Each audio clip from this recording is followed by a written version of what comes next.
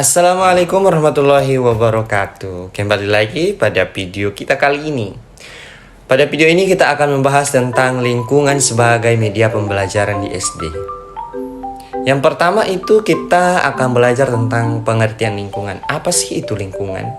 Nah, dalam Kamus Umum Bahasa Indonesia atau KUBI, lingkungan diartikan sebagai bulatan yang melingkungi atau melingkari. Nah, pengertian lainnya yaitu sekalian yang terlingkung di suatu daerah. Nah, dalam Kamus Besar Bahasa Inggris, ya, peristilahan lingkungan ini cukup beragam. Di antaranya dengan istilah circle, area, sphere, domain, range, dan lain-lain. Yang artinya kurang lebih berkaitan dengan keadaan atau segala sesuatu yang ada di sekitar atau di sekeliling. Nah, secara umum, lingkungan itu dapat dikelompokkan menjadi beberapa tipe, ya, menjadi 3. Yang pertama, lingkungan alam atau lingkungan fisik. Yang kedua, lingkungan sosial dan lingkungan budaya. Nah, lingkungan alam atau lingkungan fisik ini adalah segala sesuatu yang sifatnya alamiah, seperti sumber daya alam, baik itu air, hutan, ya, batu-batuan, tumbuh-tumbuhan, dan hewan atau flora dan fauna, sungai, iklim, suhu, dan lain sebagainya. Nah, lingkungan sosial terkait dengan kehidupan bermasyarakat. Nah, sementara lingkungan budaya itu adalah lingkungan yang sengaja dimanipulasi atau diciptakan atau dibangun oleh manusia untuk tujuan-tujuan tertentu yang bermanfaat bagi kehidupan manusia. Nah, poin berikut adalah pengertian media pembelajaran. Nah, sudah sering kita sampaikan pada video-video sebelumnya bahwa kata media berasal dari bahasa Latin yang merupakan bentuk jamak dari kata medium yang secara harfiah berarti perantara atau pengantar, yaitu perantara antara pengirim pesan dan penerima pesan. Ya. Nah, istilah media pembelajaran ini beberapa pengertian, di antaranya menurut Scrum, media pembelajaran adalah teknologi pembawa pesan yang dapat dimanfaatkan untuk keperluan pembelajaran. Poin berikut adalah pengertian lingkungan sebagai media pembelajaran di SD. Nah, lingkungan yang berada di sekitar kita dapat dijadikan sebagai sumber belajar. Lingkungan meliputi masyarakat di sekeliling sekolah, lingkungan fisik di sekitar sekolah, bahan-bahan yang tersisa atau tidak dipakai di sekolah, bahan-bahan bekas dan bilah diolah dapat dimanfaatkan sebagai sumber atau alat bantu dalam belajar. Nah, serta peristiwa-peristiwa alam dan peristiwa yang terjadi dalam masyarakat. Nah, media pembelajaran lingkungan adalah pemahaman terhadap gejala-gejala atau tingkah laku tertentu dari objek atau pengamatan ilmiah terhadap sesuatu yang ada di sekitar kita atau di sekeliling kita sebagai bahan pengajaran siswa sebelum dan sesudah menerima materi dari sekolah. Dengan membawa pengalaman dan penemuan-penemuan dengan apa yang mereka temui di lingkungan sekitar mereka. Jadi lingkungan itu sebagai media pembelajaran adalah sebuah pemahaman ataupun pengajaran terhadap gejala atau tingkah laku tertentu dari objek atau pengamatan ilmiah terhadap sesuatu yang ada di sekitar sebagai bahan pengajaran siswa sebelum dan sesudah menerima materi dari sekolah dengan membawa pengalaman-pengalaman tersebut yang bisa mereka temui di sekeliling mereka. Misalnya pada saat mereka ke sekolah, apa yang mereka temui di sekeliling mereka pada saat menuju ke sekolah. Nah, itu bisa kita diskusikan di dalam kelas. Yang berikut adalah jenis-jenis lingkungan sebagai media pembelajaran di SD. Saya sampaikan tadi yang pertama kita ulas tentang lingkungan sosial. Nah, lingkungan sosial sebagai sumber belajar berkenaan dengan interaksi manusia dengan kehidupan bermasyarakat seperti organisasi sosial, adat dan kebiasaan, mata pencaharian, kebudayaan, pendidikan, kependudukan, struktur pemerintah, agama, dan sistem nilai setempat. Nah, lingkungan sosial tepat digunakan untuk mempelajari ilmu-ilmu sosial dan kemanusiaan. Nah, dalam praktek pengajaran penggunaan lingkungan sosial sebagai media dan sumber belajar, hendaknya dimulai dengan lingkungan yang paling dekat dengan mereka, seperti keluarga, tetangga, rukun warga, kampung, desa, kecamatan, dan seterusnya. Nah, hal ini disesuaikan dengan kurikulum yang berlaku dan tingkat perkembangan seorang siswa. Yang kedua adalah pembelajaran melalui lingkungan alam. Nah, lingkungan alam itu adalah segala sesuatu yang sifatnya alamiah seperti keadaan, geografis, iklim, suhu udara, musim, curah hujan, flora, fauna, ya, sumber daya alam, baik itu air, tanah, batu-batuan, dan lain-lain. Nah, aspek-aspek lingkungan alam tersebut dapat dipelajari secara langsung oleh para siswa melalui cara-cara tertentu, meningkatkan sifat-sifat dari gejala alam relatif, tetap tidak seperti dalam lingkungan sosial. Nah, maka akan lebih mudah dipelajari para siswa. Nah, siswa dapat mengamati dan dapat mencatat secara pasti. Ya, dapat mengamati perubahan-perubahan yang terjadi, termasuk prosesnya dan sebagainya.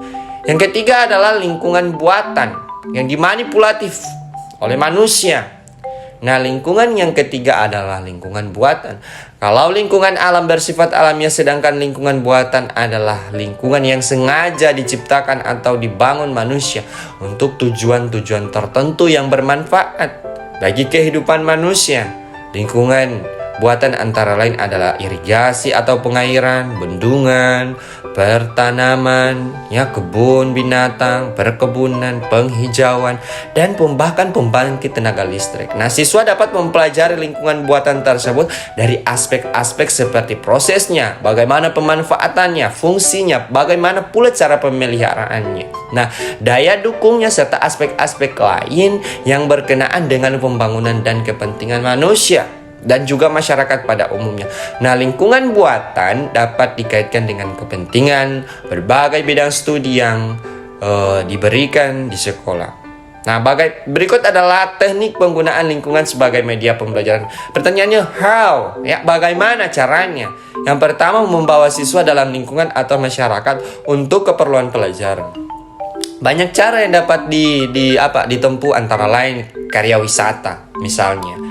Nah, memberikan pengalaman langsung kepada siswa, membangkitkan dan memperkuat minat belajar siswa, memberikan motivasi kepada siswa untuk menyelidiki sebab terjadinya sesuatu dalam masyarakat, lebih mengembangkan hubungan sosial antara siswa dan masyarakat, serta memberikan pengertian yang lebih luas tentang apa sebenarnya kehidupan di dalam masyarakat tersebut.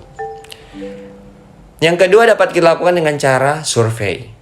Nah, ini merupakan usaha untuk memperoleh keterangan-keterangan faktual tentang suatu aspek dari masyarakat dengan penyelidikan sistem. Nah, kegiatan belajar bisa kita mulai dengan wawancara, ya, atau pengamatan siswa terhadap pihak yang bersangkutan. Kemudian mempelajari segala data yang diperoleh siswa dari masyarakat. Dan yang terakhir yaitu mencatat dan menyimpulkan hasil survei yang kita lakukan guna menambah informasi pembelajaran. Nah, gaya belajar ini kebanyakan diterapkan dalam mata pelajaran sosial dan masyarakat seperti sosiologi, antropologi, ekonomi, sejarah, dan lain-lain. Kalau di SD mungkin itu tercover di dalam pembelajaran IPS. Yang berikut adalah pengabdian kepada masyarakat. Ya, pengabdian kepada masyarakat itu merupakan suatu kegiatan yang dijalankan oleh siswa-siswa dalam rangka memperbaiki suatu aspek tertentu dari kehidupan masyarakat. Kegiatan ini akan mudah terlaksana jika siswa telah menemukan masalah dalam masyarakat melalui survei yang telah dilakukan sebelumnya. Kemudian adanya empati, rasa peduli untuk memecahkan masalah tersebut bersama dengan Bapak Ibu guru. Misalnya membuat proyek. Adapun proyek yang harus dipilih untuk memilih kriterianya. Yang pertama, penting dan berguna bagi masyarakat. Yang kedua, kemampuan siswa dalam melaksanakannya. Dan yang terakhir adalah bermanfaat bagi perkembangan siswa. Misalnya, pada hari Jumat kita membersihkan masjid-masjid, itu merupakan contoh.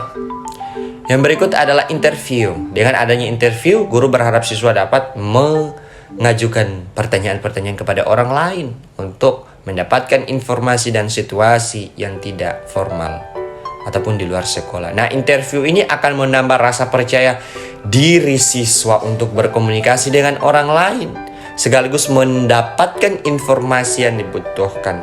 Berikut adalah melakukan perkemahan sekolah atau school camping. Berkemah itu merupakan salah satu cara guru untuk mendatangkan siswa secara langsung ke lingkungan dengan tujuan agar siswa mengenal lingkungan sekitarnya lebih dekat lagi. Nah, perkemahan ini banyak mengandung nilai-nilai edukatif antara lain yang berhubungan dengan nilai-nilai sosial dan juga keakraban dengan alam. Walaupun demikian, masalah banyak kendala dalam pelaksanaan perkemahan, yaitu berhubungan dengan masalah biaya, juga tanggung jawab berat bagi guru, ya, dan juga perlu persiapan yang cermat dan matang. Bisa kita lakukan dengan perkemahan pramuka misalnya. Ya, poin kedua adalah membawa sumber-sumber dari masyarakat ke dalam kelas untuk kepentingan pembelajaran. Adapun model pembelajarannya adalah sebagai yang pertama, research person. Ya, dengan research person ini, para siswa dapat mendapatkan informasi dari narasumber yang mempunyai keahlian dan pengetahuan tentang misalnya guru dengan keahlian tertentu, tokoh-tokoh masyarakat, petani, dokter, dan sebagainya. Nah, kegiatan ini akan disesuaikan dengan tujuan pembelajaran yang ingin kita capai. Berikut adalah membawa benda-benda, contoh, koleksi, dan sebagainya ke dalam kelas setelah melakukan karya wisata atau survei. Ada baiknya guru meminta siswa untuk membawa atau mengumpulkan benda yang ditemui mereka di alam dan dapat memberikan informasi yang lebih akurat lagi. Nah, bagian berikutnya adalah kelebihan dan kelemahan penggunaan lingkungan sebagai media pembelajaran di SD. Tentunya segala sesuatu itu memiliki kelebihan dan kekurangannya masing-masing. Nah, kelebihannya apa? Nah, yang pertama adalah kegiatan belajar lebih menarik dan tidak membosankan dibandingkan duduk di kelas ya selama berjam-jam, sehingga motivasi siswa itu lebih tinggi lagi. Poin berikut adalah hakikat belajar akan lebih bermakna sebab siswa dihadapkan langsung dengan situasi dan keadaan yang sebenarnya atau bersifat alami. Mereka nggak lagi menghayal ya. Poin ketiga adalah bahan-bahan yang dapat dipelajari lebih kaya serta lebih faktual sehingga kebenarannya lebih akurat. Poin keempat adalah apa? Kegiatan belajar lebih komprehensif dan lebih aktif sebab dapat dilakukan dengan berbagai cara seperti mengamati, bertanya atau wawancara, membuktikan atau mendemonstrasikan dan menguji secara fakta. Ya. Poin kelima adalah sumber belajar menjadi lebih kaya sebab lingkungan yang dapat dipelajari sangat beraneka ragam seperti lingkungan sosial, lingkungan alam, lingkungan buatan, dan lain-lain. Poin keenam adalah apa? Siswa juga lebih dapat memahami dan menghayati aspek-aspek kehidupan yang ada di lingkungannya sehingga dapat membentuk pribadi yang tidak asing dengan kehidupan di sekitarnya serta dapat memupuk rasa cinta akan lingkungan. Nah, tentunya kita sudah membahas kelebihan. Berikutnya adalah kekurangan dari penggunaan media pembelajaran di lingkungan. Yang pertama, tidak seperti pembelajaran dalam kelas. Pelajaran di luar kelas harus disiapkan secara matang karena jika kurang persiapan sebelumnya maka akan menyebabkan adanya kesan main-main ketika pembelajaran berlangsung. Yang kedua, adanya anggapan belajar dengan lingkungan memerlukan waktu yang relatif lama. Padahal pelajaran cukup dilakukan selama beberapa menit saja kemudian dilanjutkan dalam kelas. Poin berikut yang terakhir adalah banyak guru yang masih berpendapat sempit bahwa belajar hanya dilakukan di dalam kelas. Namun di balik kelebihan dan kelemahan dari lingkungan sebagai media pembelajaran tersebut, alangkah baiknya apabila seorang guru dapat memaksimalkan sehingga dapat mengoptimalkan media lingkungan tersebut dan dapat meminimalisir kekurangan-kekurangan yang mungkin terjadi dalam proses pembelajaran di dalam kelas. Nah, sekian video kita pada kali ini. Kita akan berjumpa pada video-video selanjutnya. Oke, see you next time.